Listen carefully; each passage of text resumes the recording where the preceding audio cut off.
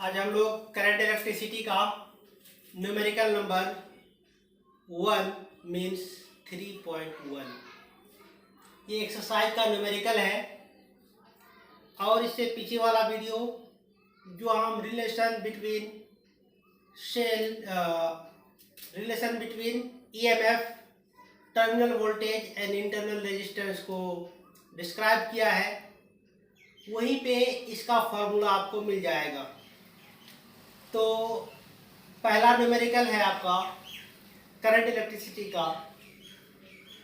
The storage battery of a car has an EMF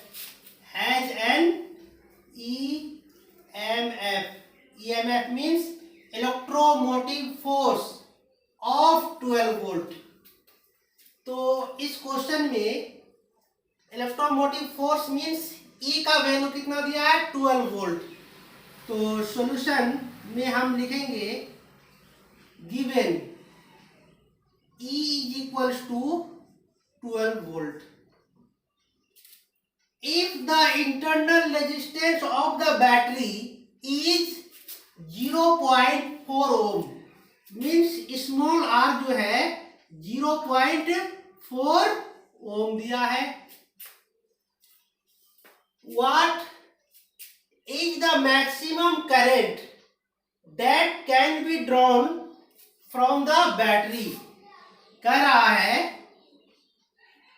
कितना current, drawn का मतलब flow होना, यहाँ पे कितना मैक्सिमम करंट उस बैटरी से फ्लो हो रहा है। तो यहाँ पे देखेंगे अगर ईएमएफ की बात किया है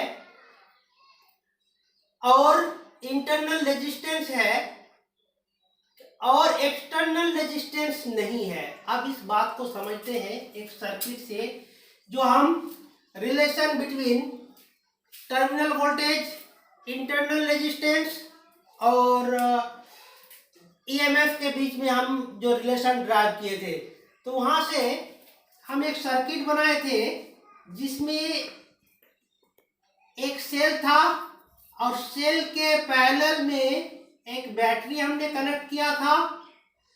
सेल का एक पॉजिटिव टर्मिनल, एक नेगेटिव टर्मिनल, और इस सेल को स्विच के थ्रू हम कनेक्ट कर दिए थे।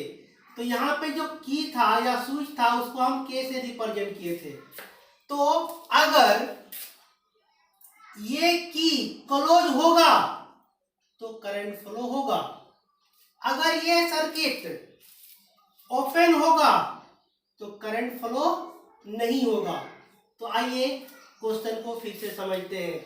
The storage battery of a car has EMF, और ईएमएफ तब होता है जब हम आपको सेल और ईएमएफ के बारे में डिस्कस किए थे। तो सारे वीडियो आपके पीछे दिए गए हैं, उस बारी बारी से नाम के साथ वीडियो डाला हुआ है, तो उस वीडियो को देखिएगा। ईएमएफ जब सर्किट ओपन हो और उस कंडीशन में जो वोल्टेज की बात हो उसी को हम ईएमएफ कहते हैं। अगर सर्किट ओपन होगा तो उस कंडीशन में सर्किट से करंट पास नहीं होगा। तो हमने वहां पे एक इक्वेशन ड्रॉ किया था जो V इज इक्वल्स टू मेरे पास फॉर्मूला आया था E minus IR।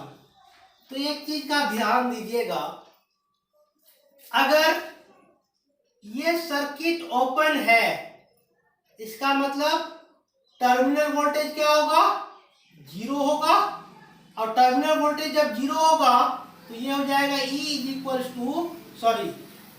Zero is equals to minus IR, इसलिए E is equals to IR। और या तो फिर आप इसी को लिख दीजिए IR is equals to E, और R इज इक्वल्स टू या I इज इक्वल्स टू, हमें करंट निकालना है तो I is equals to E by R। तो दोनों का वैल्यू दिया हुआ है, तो हमें इतना लंबा प्रोसेस में जाने की जरूरत नहीं है। लेकिन आपको दिखाना था कि ये फॉर्मूला आया कहां से। तो हम यहाँ पे जो फॉर्मूला अप्लाई करेंगे वो फॉर्मूला क्या होगा, E is equals to I R. तो हमें निकालना था करंट, मैक्सिमम करंट, इसलिए current is equals to E by R और I is equals to, E का वैल्यू कितना है 12 और R का वैल्यू 0.4, पॉइंट हटाएंगे मल्टीप्लीकेशन में 10 आ जाएगा। तो ये 4 3 जा, तो 3 10 जा 30 एम्पियर इज द आंसर। तो एक बात,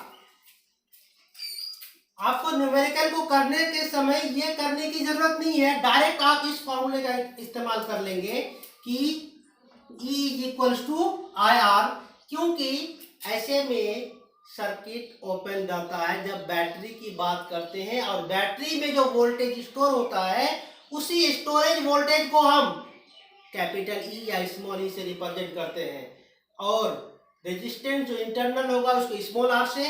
तो हमें अगर डायरेक्ट वो बोल दिया EMF तो समझ लीजिएगा कि ऐसे में कंडीशन ये होगा कि सर्किट ओपन होगा। अगर वोल्टेज की बात करेगा मींस V की बात करेगा तो सर्किट क्लोज होगा, मतलब करंट पास हो रहा होगा। तो हमें निकालना था मैक्सिमम करंट, तो मेरा मैक्सिमम करंट कितना आ गया 30 और ampere, ampere is the answer. All the best, आज के लिए इतना ही, थैंक यू।